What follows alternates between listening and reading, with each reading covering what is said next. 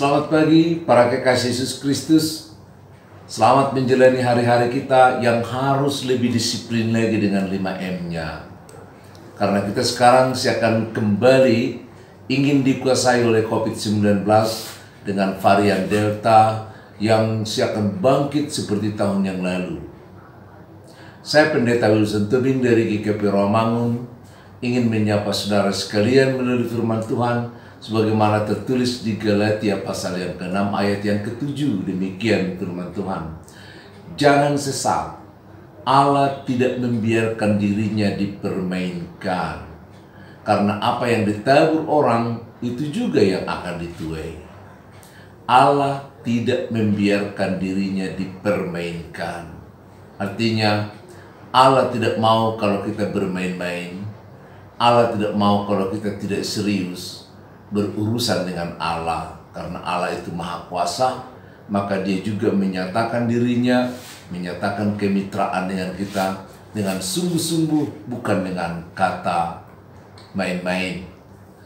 Firman Tuhan tadi mengatakan Allah tidak membiarkan dirinya dipermainkan, dari kata mainnya atau mainan. Mainan itu adalah kata benda, artinya sesuatu yang dibuat menjadi alat yang menyenangkan, ya, menyenangkan dirinya. Dan dipermainkan menjadi kata kerja, artinya membuat benda yang tadi atau orang yang tadi menjadi bahan tertawaan, bahan lelucon, atau hal-hal yang menyenangkan diri kita. Kita tidak menghargai benda itu. Atau mempermainkan juga menjadi kata memberdayakan, ya, artinya menipu, menganggap rendah seseorang, ya. Saudara-saudara, anak-anak paling banyak membeli mainan atau benda-benda yang dibuat jadi mainan, ya. Alat-alat yang menyenangkan, menghibur, bahkan kita yakin akan mengedukasi dirinya. Mainan ini dikeluarkan kalau dia suka, kalau dia nggak suka, dia udah bosan. Mainan itu bukan hanya ditinggalkan, dibiarkan terlantar. Ya, entah siapa yang mengumpulinya, dan namanya juga anak-anak. Karena benda-benda itu adalah mainan, orang tuanya juga tidak begitu menaruh hal yang sangat berat, karena itu kan mainan. Namanya juga mainan. Jadi bisa jadi permainkan, bisa jadi lakukan demikian. Namanya juga alat-alat mainan, tidak begitu penting, tidak begitu mengganggu.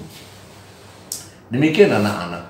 Tapi orang dewasa juga banyak yang bermain-main, alias ya tidak serius. Tidak serius. Kadang-kadang kita tidak serius dengan kata-kata kita. Ketika dituntut kita katakan, aku kan cuma main-main tadi. Aku kan cuma bercanda kan gitu ya. Nggak serius gitu loh. Nah, ada juga yang bermain-main dengan pekerjaannya. Nggak disiplin, nggak dengan serius mengerjakan pekerjaannya. Kalau dituntut nanti dikatakan aku lupa, ya. Dan banyak alasan yang lain. Aku sibuk dan lain sebagainya. Bahkan banyak juga orang yang main-main dengan cinta misalnya. Sehingga dia mempermainkan wanita lebih dari 1-2 orang. Dan itu dianggap sebagai hiburan bagi dirinya. Mungkin 2-3 orang, bisa aja 3-3-nya ditinggalkan atau satu diambilnya. Yang lain, dia main-main aja. Dan pasti merasa tidak bertanggung jawab dengan apa yang dilakukan itu. Entah bagaimana penderitaan wanita yang dipermainkan dan yang dia nggak main-main itu nggak persoalan bagi dia. Yang penting masa depannya, dia dapat pengalaman, dia banyak dapat hiburan, dia dapat kesenangan dan lain sebagainya. Orang lain mah nggak peduli. Itu makanya mainan itu identik dengan anak-anak. Tapi ingat, di Galatia juga banyak orang seperti itu rupanya. Seperti anak-anak yang bermain-main atau orang yang mempermain-mainkan hidupnya juga mempermain-mainkan Tuhan. Ya, artinya membuat urusan dengan Tuhan itu serba tidak serius. Ya, membuat iman kepada Tuhan itu seperti main-main. Ya, dia mungkin berjanji, dia dengan sebulat hati seperti mengatakan yang terbaik, tapi di balik itu ada kebohongan-kebohongan, munafik namanya.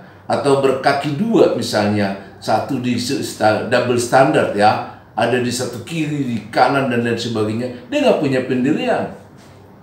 Itu buktinya kan kita lihat tidak serius memahami Tuhan. Ya, tidak serius memahami Tuhan. Dia ogah-ogahan, nggak pernah membaca firman Tuhan. Kalau dibaca, kalau dia suka, kalau enggak ya dibiarin aja. Dan itu nggak dianggap sebagai satu kewajiban. Padahal kalau kita jatuh cinta ya, pacar kita juga kita pelajari ya. Pelajari hobinya, pelajari bahasanya, pelajari sekolahnya, supaya kita lebih cocok kan gitu ya. Ini konon Tuhan nggak dipelajari loh, nggak di apa, nggak dijiwai, karena Tuhan kan menyatakan diri melalui Alkitab itu.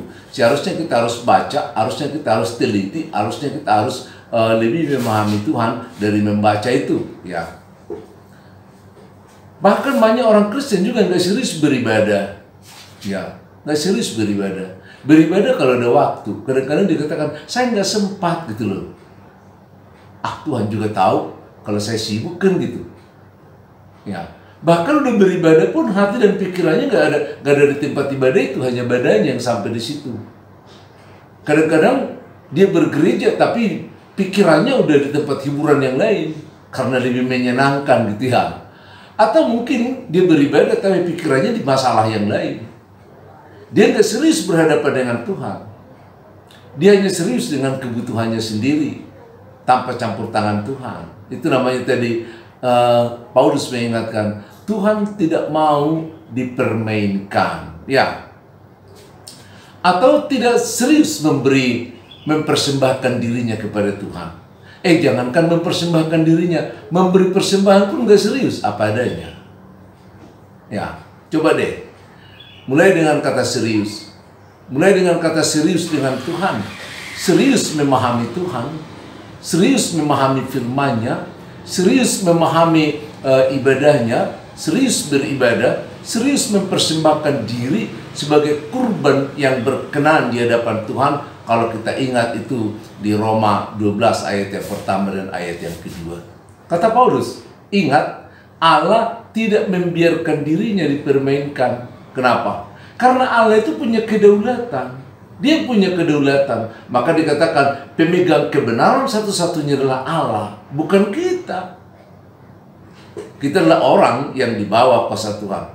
Maka kalau Allah dapat kita kenal, kalau Allah dapat kita panggil, karena Allah itu mau menyatakan diri kepada kita.